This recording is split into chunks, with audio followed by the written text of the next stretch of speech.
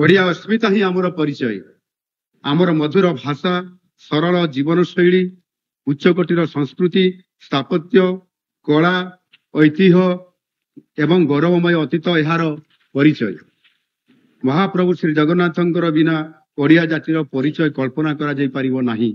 अतएव ओडिया जाति तथा महाप्रभुंकर मर्यादा और गौरव बजाय रखिबा आमर परम कर्तव्य। प्रथम कैबिनेट बैठक रे आम सरकार श्री जगन्नाथ मंदिर प्रशासन पाई 500 कोटी टंकार एक कर्पस पांठी गठन करने निमंते निष्पत्ति नहीं।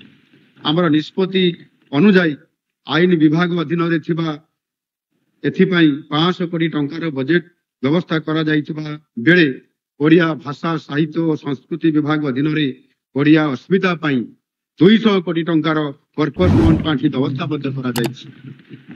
ओडिया अस्मिता कार्यकारी करने एक उच्चस्तरीय कमिटी गठन करा जाइछि।